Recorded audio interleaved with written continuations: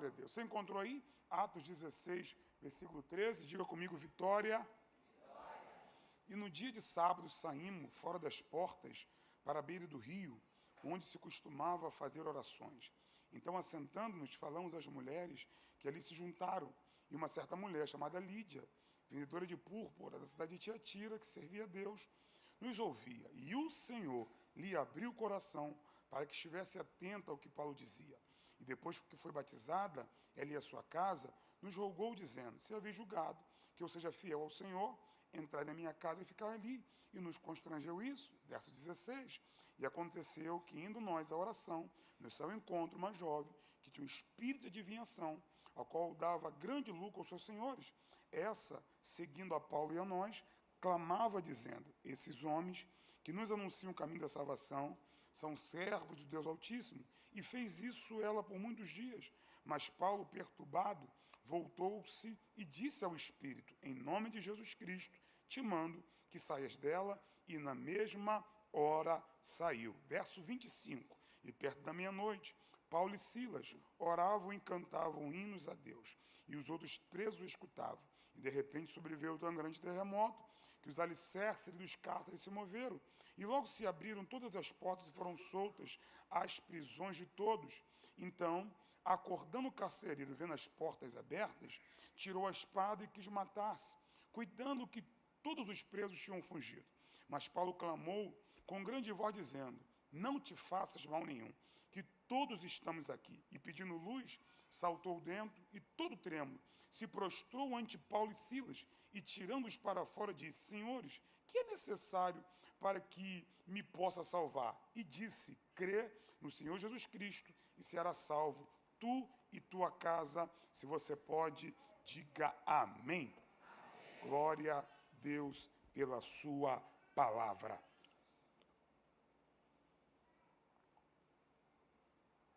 Queridos, esse texto que eu acabei de ler é um texto que está inserido aqui em Atos, capítulo 16. Esse texto fala da segunda viagem missionária de Paulo. A verdade é que a primeira viagem missionária de Paulo e Barnabé foi uma viagem que teve muito sucesso.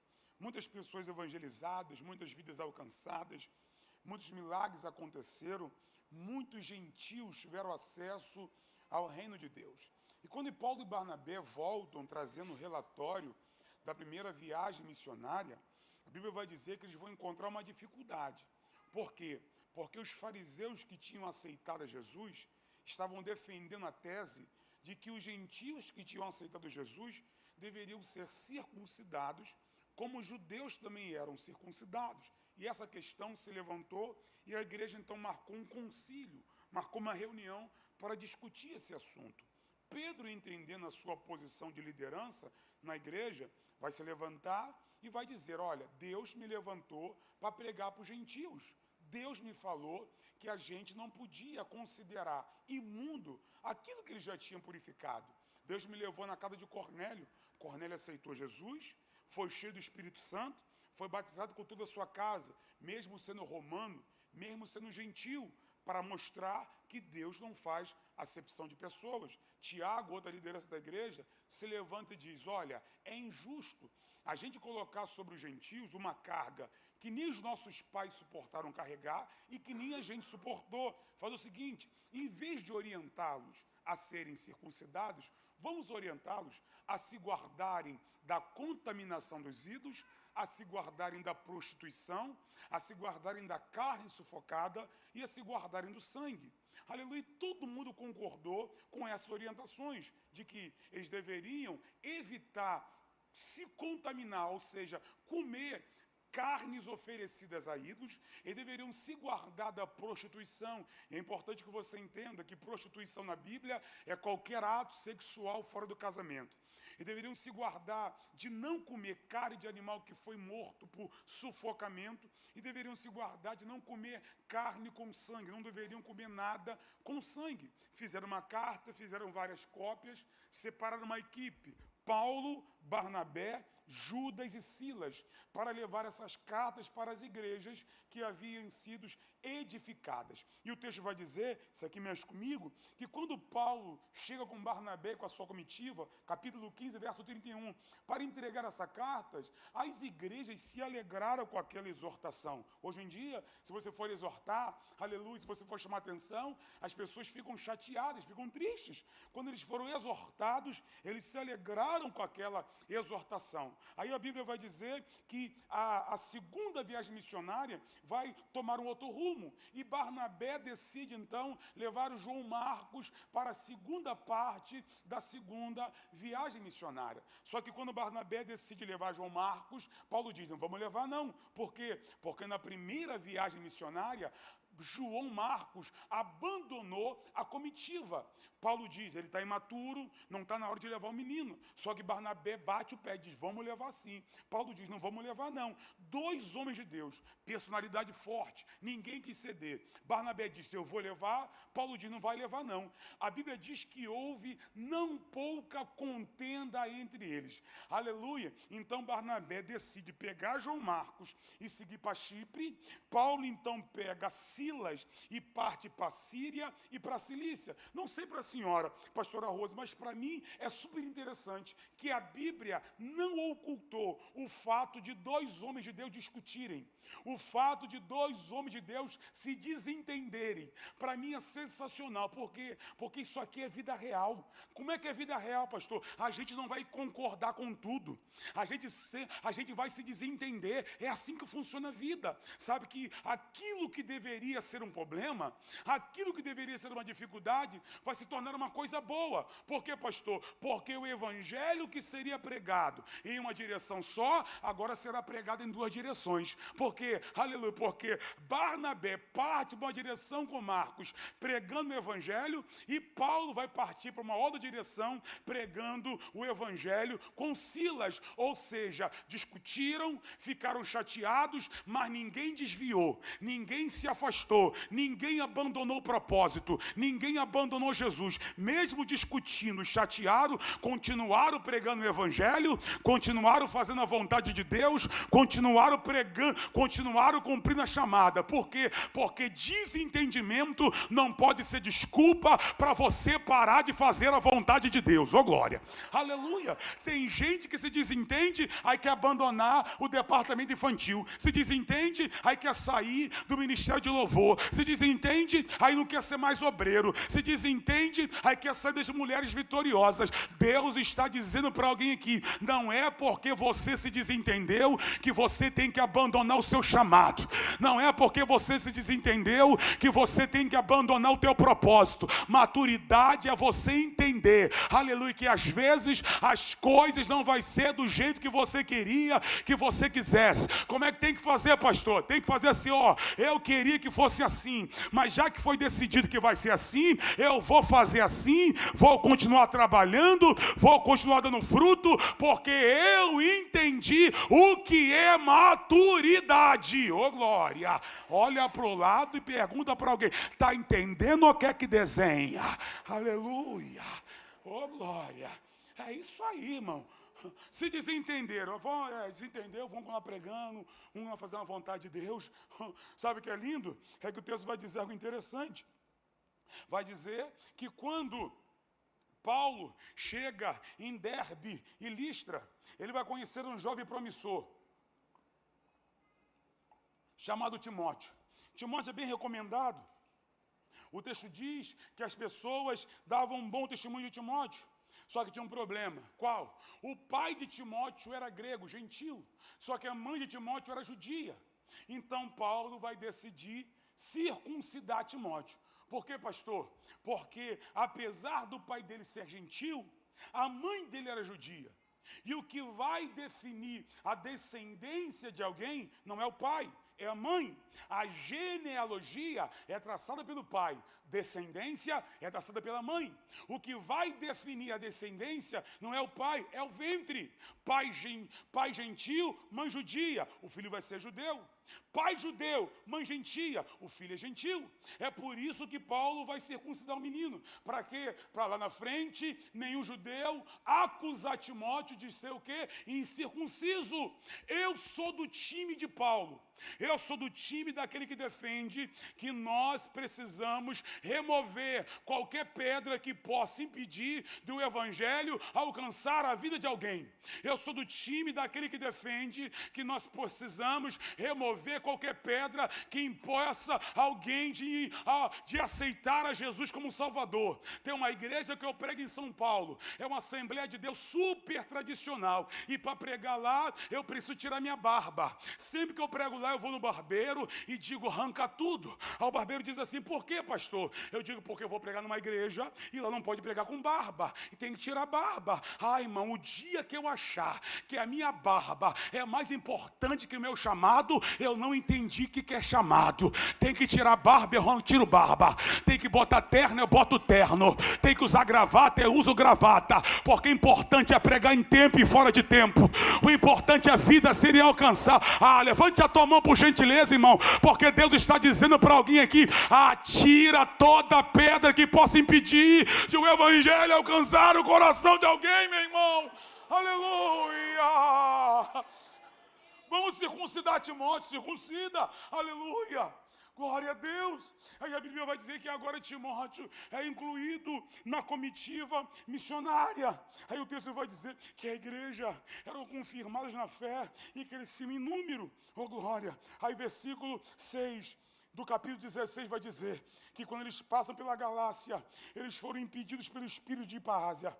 Quando eles chegam na Mísia, eles foram impedidos do Espírito de ir para a Bitínia. O Espírito disse, não vai. Mas nós queremos ir pregar, não vai. Mas nós queremos ensinar, não vai. Oh, irmão, é muito importante que você aprenda a lidar com não. É muito importante que você tenha maturidade para entender os nãos de Deus. Por que, pregador? Porque o não de Deus não é para te punir. O não de Deus é para te preservar. Oh, glória. Alguém levantou a mão ali, o lado de cá está mais animado que o lado de lá. Vou pregar para vocês então. Aleluia.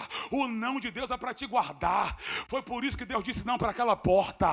Foi por isso que Deus disse não para aquela oportunidade. É porque Deus está no passado, no presente e no futuro. Aleluia. Ele sabia que aquela porta ia te afastar da presença dele. Irmão, lembra dos 10 mandamentos?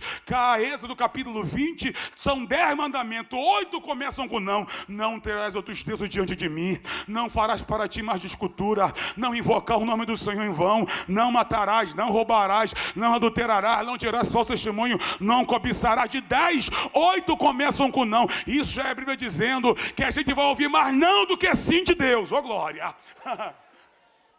Aleluia! E gente madura ouve não e fica. Gente madura ouve não e sai. Oh, glória! Paulo está querendo pregar, o anjo disse, não vai. E Paulo está sem entender por que não pode ir, até que ele vai entender. Pastor, quando é que ele vai entender? Versículo 9 do capítulo 16. E quando ele estava em Trode, Paulo teve uma visão que dizia, de um varão da Macedônia que dizia, passa a Macedônia e nos ajuda. Você entendeu por que Deus não deixou ir para a Ásia? Você entendeu por que Deus não deixou ir para Bitínia? Porque tinha alguém na Macedônia precisando de ajuda. Entenda isso, irmãos. Enquanto você não ajudar quem está perto, Deus não vai permitir você ir para longe. Oh, glória. Aleluia. O jeito que você tratar quem está perto vai definir se você vai ou não para longe. Irmão. Alguém levantou a mão aqui. É isso aí. Como é que tu tem tratado quem está perto? Você tem honrado quem está perto? Você tem respeitado quem está perto? Aleluia. Tem gente perto precisando de socorro. É isso aí, irmão. Tem gente preocupada em ajudar quem está longe, abençoar quem está longe, ofertar na vida de quem está longe, mas não dá oferta para quem está perto. Não ajuda a igreja dele que está perto. Deus está dizendo, irmão, o que vai definir se você vai alçar voos altos é como você tem tratado quem está perto. Começa a abençoar quem está perto. começa a honrar quem está perto, começa a respeitar quem está perto, que Deus vai te credenciar, aleluia, a ir para longe, a viver coisas grandes, irmãos. Abençoa aquele que é pequeno. Como é que você tem tratado quem não pode fazer nada por você? Como é que você tem tratado quem não pode te oferecer nada? Como é que você trata o garçom? Como é que você trata o flanelinha? É isso aí que vai te credenciar a viver coisas grandes, irmãos. Oh, irmão, Deus nos livre de pessoas passarem pelas nossas vidas precisando de ajuda e a gente não ajudar. Em nome de Jesus, que todo aquele que trilhar os nossos caminhos precisando de ajuda, que eles sejam ajudados no poderoso nome de Jesus. Oh, glória. Ah, pega na mão de dois aí, pega. É a primeira vez que eu peço, eu estou tentando parar, não estou conseguindo ainda. Pega na mão de alguém, diga para ele: se precisar de ajuda, conta comigo. Diga, precisar de oração, conta comigo. Se precisar de uma palavra, conta comigo. Aleluia, precisar de uma visita, conta comigo.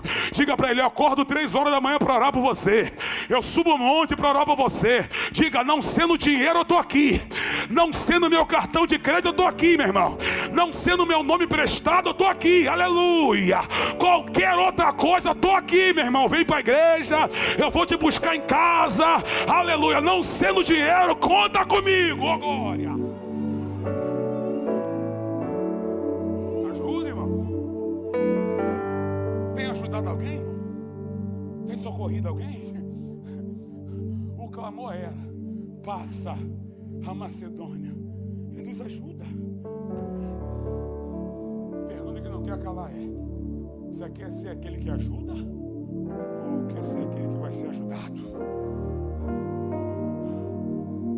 Paulo entendeu o porquê que não era para ele ir para a Ásia. Deus tinha um chamado com Paulo na Europa, na Macedônia. E rapidamente Paulo vai tomar as devidas providências para ir para Macedônia. Aleluia. E a primeira cidade que Paulo chega na Macedônia é Filipos, capítulo 16, verso 12. E quando ele chega em Filipos, ele percebe que é uma cidade muito grande.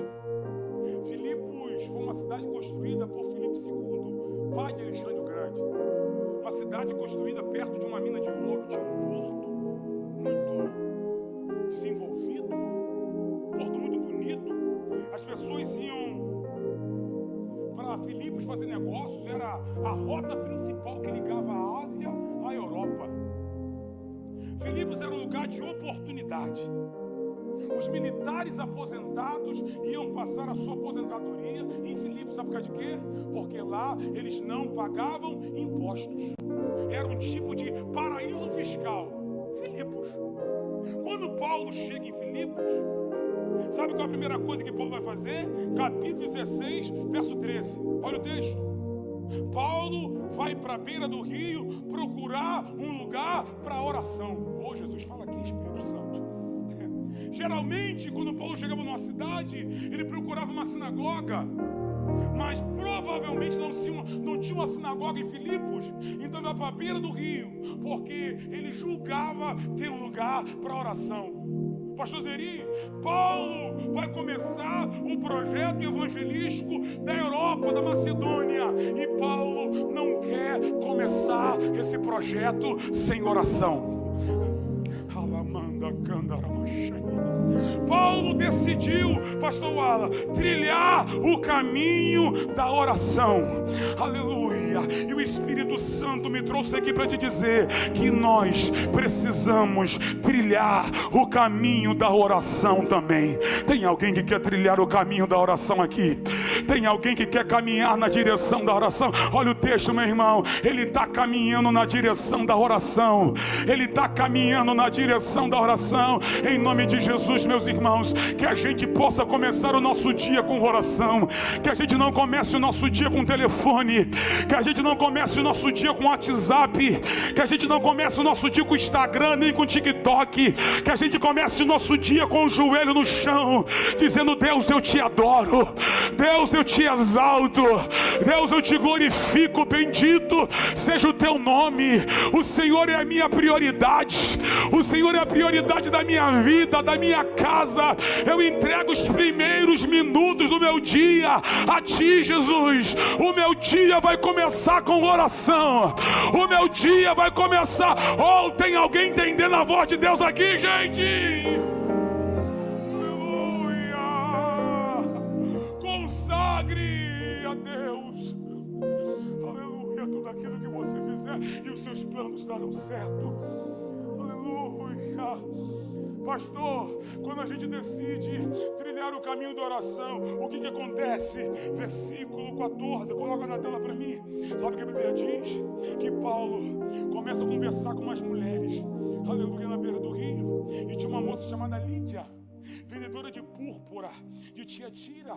Só quem usava o tecido púrpura era a aristocracia da época, os ricos, os nobres, os poderosos. Porque a púrpura era extraída de um molúsculo, de gota em gota. Não era de colher em colher, nem de copo em copo, nem de balde em balde, gota em gota. Isso fazia a púrpura ser muito valiosa. Lídia era muito rica, foi para Filipos fazer negócios. Só que o texto vai dizer que ela está na beira do rio. E Paulo começa a falar com elas. Paulo começa a ministrar para elas. Paulo começa a ensinar para elas. Olha o texto, aleluia. Lídia ouvia Paulo e o Senhor lhe abriu o coração para que ela estivesse atenta ao que Paulo dizia. Pega isso aqui, deve aqui, Araruama. Quem pregava era Paulo, quem ensinava era Paulo, quem ministrava era Paulo, mas quem tem o poder de abrir o coração de Lídia é o Senhor. Quem tem o poder de abrir o coração de Lídia é o Senhor. Ah, por que é isso aqui, pregador? Aleluia, isso aqui é para o pregador não ficar bobo. Isso aqui é para o pregador não ficar soberbo. Isso aqui é para o pregador não ficar se achando. O pregador pode pregar muito. Quem abre o coração é o Senhor.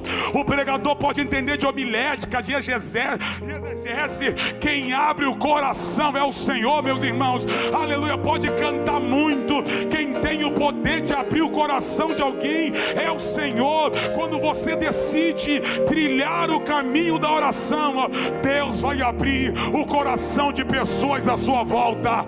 Deus vai abrir o coração de pessoas à sua volta. Eu não sei se você crê, mas eu vim declarar aqui essa noite que enquanto você ora, Deus abre o coração de alguém da tua casa. Enquanto você ora, Deus abre o coração de alguém que você ama. Alguém que está com o coração fechado, alguém que está com o coração trancado, Deus vai abrir o coração dela. Ah, pastor, tem alguém lá em casa que é ateu, Deus vai abrir o coração dele. Tem alguém lá em casa que não gosta de crente, Deus vai abrir o coração dela. Tem alguém lá em casa que não gosta de igreja, não gosta de pastor, Deus vai abrir o coração dele. Em nome de Jesus, aprenda a abrir a tua boca, porque Deus vai abrir o coração de alguém também. Aleluia. Tá no Uber, prega. Está na porta do colégio, prega. Pastor, mas eu sou tímido, eu não sei falar. Ei, não é sobre você, é sobre ele. Aleluia. Ah, não sei se você crê, irmãos, mas Deus vai abrir o coração de pessoas ao seu respeito. Tem gente aqui que está na empresa e alguém diz assim: esse patrão é ruim, esse patrão é malvado. Deus vai abrir o coração dele. Ah, você não crê nisso não, minha irmã? Você não crê nisso não, meu irmão? Porque você tem orado, Deus vai abrir o coração dele. Ele vai te chamar na sala e vai dizer assim: ó, eu não sei porquê, mas eu fui com a tua cara. Eu vou te promover, eu vou aumentar teu salário. Aleluia, eu vou te mudar de cargo, eu vou te mudar de setor. Eu não sei se você crê, meu irmão, mas Deus vai abrir o coração de um gerente, vai te ajudar a aprovar uma carta de crédito, vai te ajudar com financiamento. Em nome de Jesus, Deus vai abrir o coraão de alguém dentro de INSS para te ajudar, meu irmão. Deus vai abrir o coração de alguém. Aleluia. Sabe o que eu lembro? Fui renovar minha habilitação, paguei tudo direitinho, tal, fui agendar, tudo agendado. O que eu tinha que fazer? Eu tinha que ir no Detran, tirar foto das coisas, depois ir lá na clínica, fazer os exames. E eu, TDAH fortíssimo, fui na clínica primeiro, fiz psicotécnico, tal. Falei: rapaz, minha habilitação não chega, o que está acontecendo? Fui no Detran. Falei: moça, minha habilitação não tem nada aqui não, menino. Falei: ué, por causa de quê? Falei: não tem nada aqui não. Falei: mas eu já fui na clínica. Fazer o que na clínica? Tinha que ter vindo aqui primeiro. Falei: não vi não, fui lá. lá. Ele falou, vai ter que fazer tudo de novo então. Eu falei, não, já fui lá já. Eu estava indo embora do triste, a menina falou, não, calma aí, vem cá. Chamou um rapaz, chamou um outro, vai no computador, mexe, me dá aqui teu papel, pega o papel, deixa no papel, faz aqui, papapá. Não, vou tirar foto de novo, papapá. Não, Deus abriu o coração daquela menina. Saí de lá com a minha habilitação pronta. Irmão, Deus abre o coração de pessoas. Deus vai abrir o coração de alguém para te ajudar. Deus vai abrir o coração de alguém para te estender a mão, mesmo que você não mereça, mesmo que você não tenha condições, mesmo que você não seja. Aleluia. Tem alguém solteiro aqui? Quem está solteiro aqui? Levanta a mão, solteiro. Levanta a mão, você que é solteiro. Isso aí, irmão. Deus vai abrir o coração de uma menina bonita para querer te namorar. Todo mundo sabe que você é feio, é pobre, mas uma menina bonita vai se interessar por você. Gente mais bonita que você não conseguiu namorar ela. Aleluia. Você com a feição fraca vai conseguir. Por quê? Porque você não é bonito, mas é de oração. Você, negão que está no som, levanta a mão agora aí em nome de Jesus. Aleluia.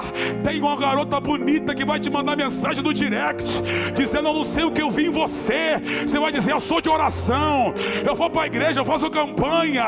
Aleluia. Um dia alguém me perguntou, como é que Vandinho conseguiu namorar essa menina?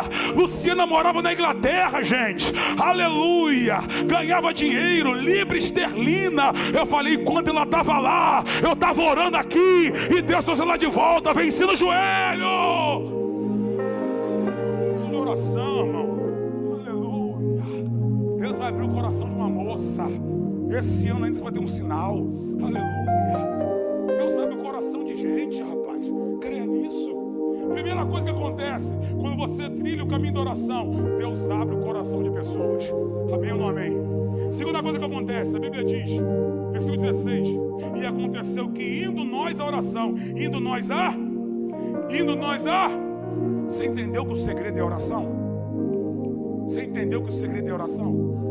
Indo nós à oração, a menina vinha, tinha um espírito de adivinhação e dizia assim, esses homens que vos anunciam o caminho da salvação são servos do Deus Altíssimo. Pastor, o que ela dizia não era verdade? Claro que era, mas o problema é que na cidade ela era conhecida como a fonte da verdade.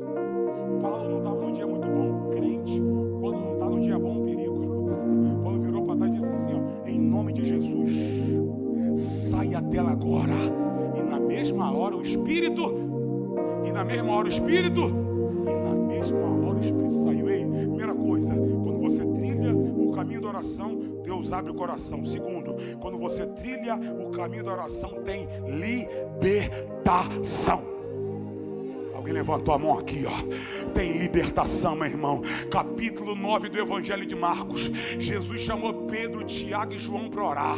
Aleluia. Lá em cima, Jesus se transfigurou no meio deles, na frente deles. Apareceu Moisés e Elias. Quando eles descem do monte, tem um pai aflito com um filho endemoniado. Os discípulos não conseguiram expulsar. Quando Jesus chegou lá embaixo, expulsou o demônio dos meninos. Do menino, lá na frente, alguém pergunta a Jesus, por que ele não conseguiu expulsar? Jesus disse, porque essa casta de demônio só pode sair através da oração. Ô meu irmão, quando tem oração tem libertação, ó. Quando tem oração tem libertação. Eu quero declarar algo profético aqui. Eu quero declarar que através da oração pessoas serão libertas na tua casa, pessoas serão libertas na tua família. Gente que está presa na droga, está presa na bebida, está presa no cigarro, está presa no pecado, está presa no pagode, no samba. Deus vai libertar alguém, meu irmão. Deus vai libertar alguém, minha irmã. Tem alguém que acredita na libertação aqui? Enquanto tem oração, vai ter libertação. Aleluia. Profetiza para dois aí. Vai ter libertação na tua casa, vai ter libertação na tua família. Diga para alguém, não para de orar que Deus vai libertar. Diga para alguém, não desista de orar que Deus vai libertar. Diga, não para de orar que Deus vai libertar. Aleluia, aleluia, aleluia, em nome de Jesus. Aleluia. Pastor, o que mais acontece quando a gente ora? Olha o texto. Quando os senhores da menina perceberam que o seu lucro havia acabado, caluniaram Paulo e Silas, açoitaram Paulo e Silas, prenderam Paulo e Silas, aleluia, jogaram Paulo e Silas no cárcere interior. Prenderam mão, prender o pé, prender a cabeça. Você acha que Paulo e Silas murmuraram, reclamaram? É claro que não. Por que, pregador? Porque quando tem oração, não tem murmuração, não tem reclamação. Eu vim declarar isso aqui. O diabo não vai semear a semente da murmuração no teu coração, meu irmão. O diabo não vai semear a semente da reclamação no teu coração. O diabo não vai semear a semente do questionamento. Oh, meu irmão, a murmuração é para o diabo, o que é adoração é para Deus. A murmuração é um culto para Satanás. Não deixe que a murmuração, aleluia, ganhe espaço na tua casa. Em momento algum você vai ver Paulo e Silas murmurando, aleluia. Paulo deve ter dito para Silas, é claro que eu estou parafraseando: Silas, dá para correr? Não dá. Dá para fugir? Não dá. Vamos fazer o quê? Vamos fazer um culto. Aleluia. Crente gosta de culto, né, irmão? Quem gosta de culto aí, irmão? Pensa no cara que gosta de culto. Eu saio de férias, eu quero num culto, irmão. Eu gosto de culto. Aleluia. Ficar assando um culto. Fala, vamos fazer um culto. Fala o seguinte, Silas: ora aí para começar o culto, que eu vou cantar um louvor. Silas falou assim: Paulo, você é bem desafinado. Ora você e canto eu. Ô glória. Aí Paulo foi orar. Já viu oração de crente na prova? Quem já viu crente na prova orando? Quando tu vai no monte, você vê os crentes orando doido. Senhor amantíssimo Deus, eterno Pai, Senhor amado, Senhor querido, eu quero entregar a vida daquele endemoniado na tua mão. Ele me caluniou, ele me assaltou, aleluia, ele me feriu, ele me perseguiu. Eu entrego a família dele, a mãe dele, o pai dele. Irmão, crente na prova orando, irmão. O cara mais amaldiçoa que ora, irmão, né? Gostei. Mata ele, Jesus. Quando Paulo acabou de orar, Silas falou assim: agora eu vou cantar. Fecha o olho, fecha o olho. Silas deve ter cantado algo assim, ó. Dó. Adorador é tudo que eu sou. Adorador. Assim Deus me formou, e quem poderá calar a voz de um coração? A Silas, ó.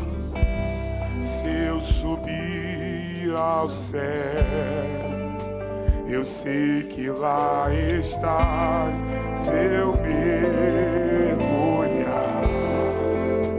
no mais profundo mar, nunca poderei me ausentar do teu olhar.